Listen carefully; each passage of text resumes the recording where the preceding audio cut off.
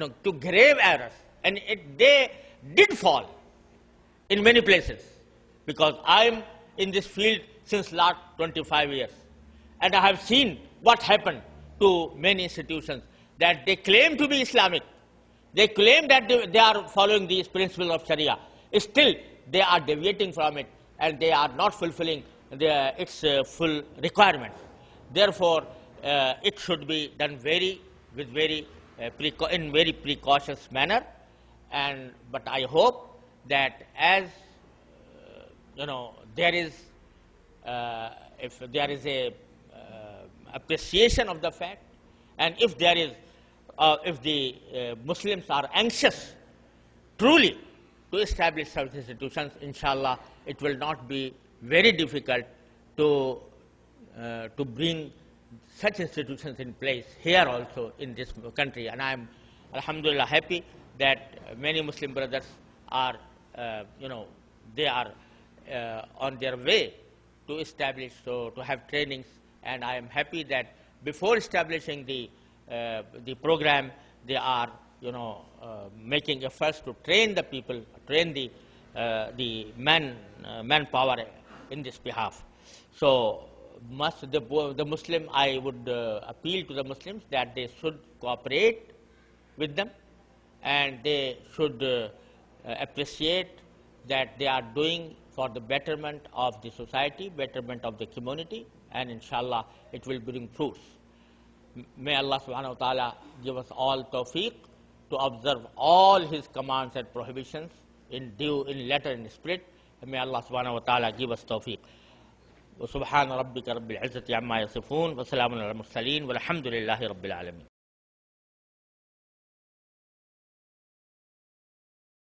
At the time of original sale, the price may be different according to different periods. For example, when you are transacting with a person, the seller may say that if you pay me 3 months later, the price is 11. If you pay me after 6 months, the price will be 12. But the purchaser must decide at that point of time which option he is going for.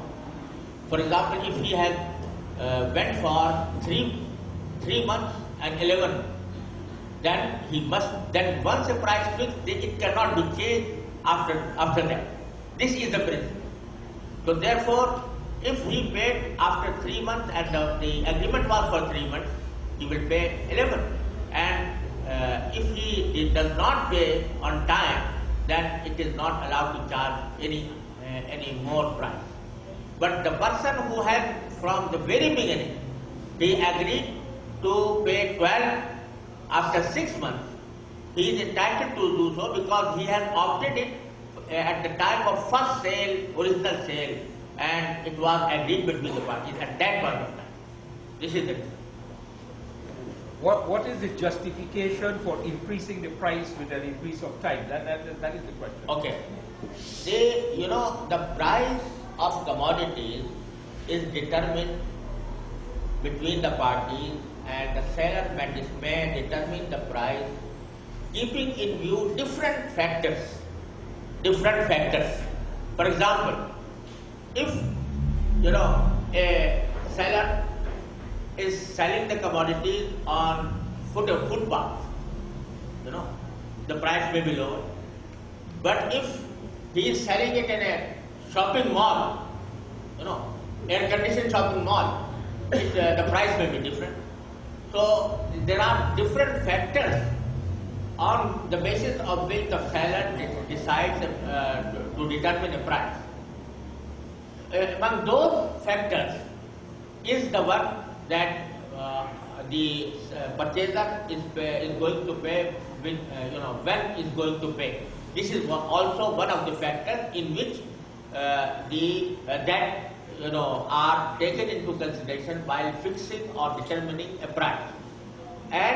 But once a price is fixed, we cannot say that this amount, that is 1 dirham or 2 dirham, are against the period.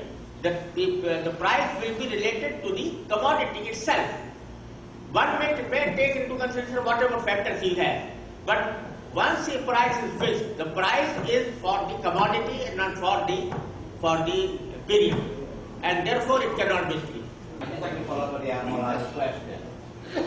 Both of us come to you, the seller, to buy a commodity. And at that time, told him that if you pay in 3 months, it will be $5. But if I pay in 6 months, it will be $7. I think that's what the is saying, and I didn't quite understand what your answer.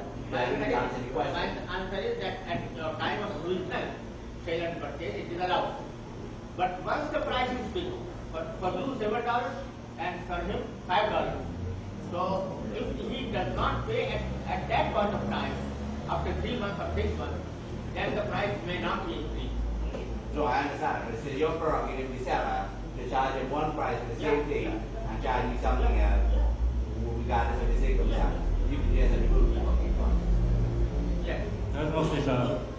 I want to get something clarified. What is the merit involved with respect to a transaction when you make a comparison? For instance, you buy a car, let me say I compare the one that is haram and the one that is offered. What is the driving force behind that? If, for instance, you purchase a car and at the end of the period of time you would have paid back the bank, which is haram, $5,000, and you make a comparison and you have the similar time that is involved, and you have to end up on this same Marava system, $7,000 or $8,000. What is the driving force? What is the merit involved in that? My answer is that if some Islamic bank or Islamic financial institution does this, it is not suitable for an Islamic institution to charge more price only because the person is coming for seeking an Islamic solution. It should not penalize the Muslims for adopting an Islamic way. And whenever the banks or Islamic financial institutions do this, they are not doing a right thing. But from Sharia point of view, the price is the matter on which both parties may agree. So whatever price the parties may agree upon, it cannot be said that it is void or invalid. It may be, but it is not the advisable practice for financial institutions to charge more merely because they are doing an Islamic transaction. Assalamu alaikum wa rahmatullah. I just want to know, I would like to know what is the type of money established in the Sunnah and the Sharia. I have a couple questions. That's my first one. What is the type of money established in the Sunnah and the Sharia? What is the type of money? Yes, what kind of money is established in the Sunnah? What is the type of money established in the Sunnah and the Sharia? This is the question? No, I have a follow-up question. Yeah, please. And is it paper money established in the Sunnah, or the next question is what is Islamic banking without Islamic money? And in relation to borrowing money to purchase land, what will equate to possession on the part of the buyer whom the person borrowing money from? Is it a title deed to show possession, or is it entry onto the land? As for your first question, what type of money Sharia has approved or recognized? Sharia has recognized any type of money that is agreed upon by the society. If it is gold, it is a money. It is silver. That was a time when gold and silver was the money. And it is, for example, sometime the people agree upon stones to be used as money, that will be regarded as money.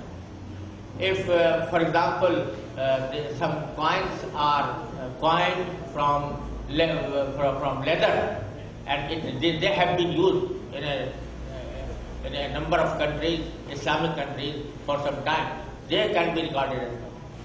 Paper money, in fact, paper money is also, you cannot say that it is not a money in the eyes of Sharia. But it was at the time it was a receipt of a debt. But now it has become a legal tender, and therefore it is regarded as money. So your second question was about how the bank can be run without Islamic money. Islamic money, as I have already indicated,